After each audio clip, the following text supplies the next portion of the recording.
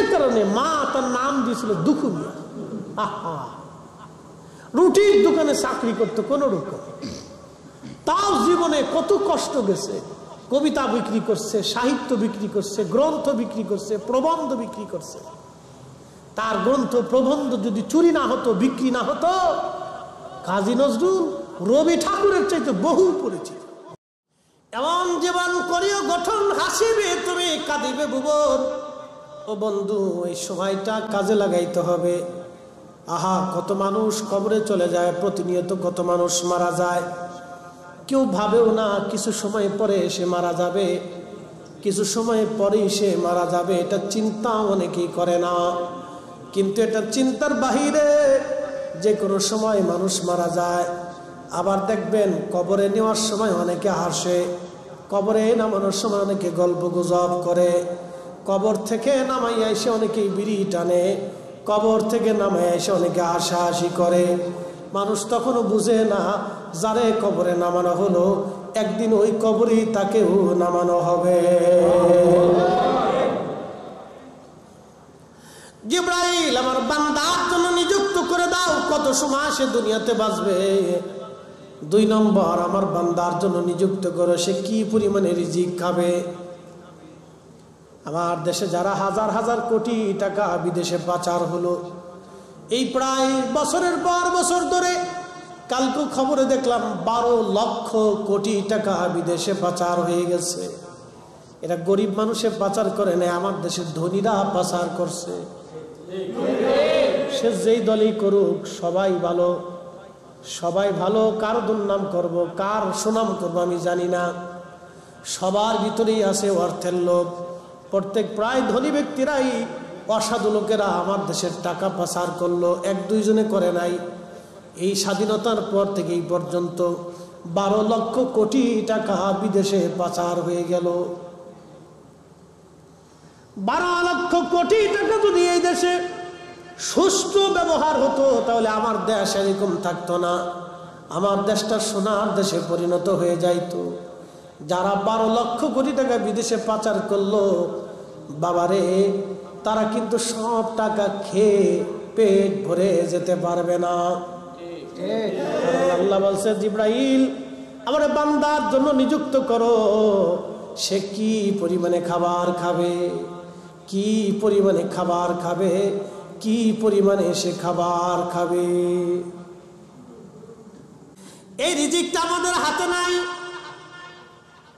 রবের দরবার থেকে এটা বাজেট হয়। এই রিজিক আমার হাতে নাই। এই জন্য আল্লাহ রাসূল বলেন, উম্মত যারা 5 ওয়াক্ত নামাজ ঠিক মতো আদায় করে, আল্লাহ তাদেরকে অফুরন্ত রিজিকের ফয়সালা করে। দুনিয়াতে আল্লাহ তাদের রিজিকের কষ্ট দেয় না। যারা 5 ওয়াক্ত নামাজ ঠিক মতো আদায় করে, আল্লাহ তাদেরকে দুনিয়া থেকে রিজিকের কোনো কষ্ট দেন না। আল্লাহ তাদের জন্য উত্তম সুন্দর রিজিকের ফয়সালা করে। পড়া যাবে তো ইনশাল্লাহ। যুবক ভাইরা, কয়েক তো 5 ওয়াক্ত নিয়মিত পড়বেন, রিজিকের চিন্তা আপনাকে করতে হবে না। কোশ্চেন টেনশন আপনার নাই যে কি চাকরি করবেন না বিদেশ যাবেন, কি করবেন, চিন্তা করতে হবে না। আপনি 5 ওয়াক্ত নামাজ ঠিক মতো আল্লাহকে দেন, আল্লাহ আপনার রিজিক ঠিক মতো পাঠাবে। রিজিক আমাদের হাতে না। শোনেন, বিদ্যা দিয়ে কেউ কোটিপতি হইতে পারে না। যদি জ্ঞান আর মেধা দিয়ে কেউ বিরাট বড় ধনী হতে পারতো, তাহলে কাজী নজরুল জীবনের শেষ সময় পর্যন্ত না খেয়ে গেছে। শোনেন, কাজী নজরুল ইসলামের মতো কোন মেধাবী বালক বাংলাদেশে আর জন্ম হবে কিনা জানি না, একটা দেখাইতে পারবেন না। কিন্তু নাম ছিল দুঃখু মিয়া। কি মিয়া নাম ছিল? দুঃখু মিয়া। কেন? মা দুঃখের কারণে খাইতে দিতে পারতো না, একবেলা খাইতো, 2 বেলা না খেয়ে থাকতো। দুঃখের কারণে মা তার নাম দিয়েছিল দুঃখু মিয়া। আহা, রুটির দোকানে চাকরি করতো কোন রকম, তাও জীবনে কত কষ্ট গেছে। কবিতা বিক্রি করছে, সাহিত্য বিক্রি করছে, গ্রন্থ বিক্রি করছে, প্রবন্ধ বিক্রি করছে। তার গ্রন্থ প্রবন্ধ যদি চুরি না হতো, বিক্রি না হতো, কাজী নজরুল রবি ঠাকুরের চাইতে বহু পরিচিত। কি কথা বল না কেন? রবি ঠাকুরের চাইতে সাহিত্যে কাজী নজরুল অনেক পরিচিত। যদি ওনার সাহিত্য বিক্রি না হতো, চুরি না হতো,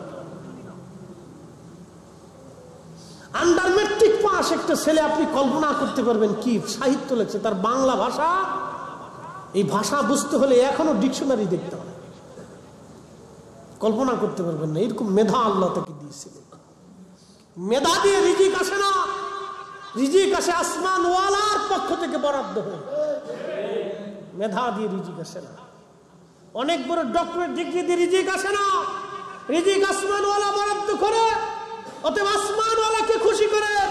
ওলিরা দুনিয়ার কোন রাজা বাদশাকে খুশি করতো না, ওলিরা রাজার রাজা মহারাজা আল্লাহকে খুশি করত, যার কারণে সমস্ত ওলিদের দিকে মানুষ ঝুঁকাই দিচ্ছে। কিয়ামত পর্যন্ত শাহজালালের মাজার জিয়ারত হবে, কিয়ামত পর্যন্ত জিয়ারত চলবে। আল্লাহ তাকে, তারা আল্লাহকে এমন ভাবে সন্তুষ্ট করছে যে মানুষকে আল্লাহ ঝুঁকাই দিচ্ছে। আপনি যত ফতোয়াই দেন, ওলিদের মাজার জিয়ারতে মানুষ যাবে। জোরে বলেন ঠিক কিনা? কিয়ামত পর্যন্ত ওলিদের মাজারে জিয়ারত মানুষ যত ফতোয়া মারেন, ও ফতোয়ার পাবলিককে তো ফতোয়ার গোষ্ঠী গিলে, আপদে বিপদে মুসিবতে বই দিয়ে মানুষ ওইখানে যায় কান্নাকাটি করে, আল্লাহ কঠিন বিপদে পড়ছি, আল্লাহ কি দয়া। হ্যাঁ, আল্লাহ ওখানে গেলে, আল্লাহ অলির সোহবতে বসলে আল্লাহ সাকিনা নাজিল হয়, আল্লাহ রহমত নাজিল হয়। আল্লাহ পাক রহমত অলির কারণে ও বান্দার দোয়াকে আল্লাহ মঞ্জুর করে দেয়। এই জন্য মানুষ এগুলিতে যায়। ফতোয়া যতই দেন দে, ফিরবে না, কিন্তু এই জায়গাটাকে পরিশুদ্ধ করতে হবে। তো উপস্থিতি খুব মনোযোগ দেন। তো আল্লাহ রাব্বুল আলামিন আর একটা জিনিস বান্দার জন্য নিযুক্ত করে দেন, সেটা হচ্ছে ইজ্জত। ইজ্জত সম্মান আল্লাহ নিযুক্ত করে দেন। সে সম্মানিত হবে নাকি অসম্মানিত হবে, আল্লাহ পাক নিযুক্ত করে দেন। জিবরাইল, তুমি আমার বান্দার জন্য সম্মানকে নিযুক্ত করো, ইজ্জত। চতুর্থ নম্বর আল্লাহ নিযুক্ত করেন, সে জান্নাতি নাকি জাহান্নামী। আহা, এখানে হলো বিরাট মুসিবত। আল্লাহ রাসূল বলতেছেন, উম্মত রে, কেউ সারা জীবন ভালো আমল করার পরে লাস্টে বেঈমান হয়ে কবরে চলে যায়। আবার কেউ দেখা যায় সারা জীবনে এই ভালো আমল নাই, কিন্তু লাস্টে তওবা করে আল্লাহ রাসূলকে, আল্লাহকে খুশি করে কবরে চলে যায়। আর একটু জোরে হবে না সুবহানাল্লাহ? তো রসুলের পক্ষে থাকে, এটা কিন্তু ভাগ্য। হালিমাতু সাদিয়া কিন্তু কপাল জোরে নবীকে পাইছিল, ঠিক কিনা? নসিব জোরে, নসিব জোরে। তো আল্লাহ আমাদেরকে মজলিসে নিয়ে আসছে, আল্লাহ রসুলের প্রেমের মজলিস, এটা আমাদের ভাগ্য, এটা আমাদের বুলন্দ তকদির। কথা বলেন ঠিক কিনা? কি তকদির? বুলন্দ তকদির, তাকদীর আল্লাহ আমাদেরকে লিখে রাখছে। যার কারণে আমরা এই মজলিসগুলিতে আসি, মজলিসগুলি কায়েম করতে পারি, এই মজলিসগুলিতে বসতে পারি। এটা দামি মজলিস, অনেক দামি, অনেক দামি মজলিস, আল্লাহ তকদিরে লিখে রাখছে।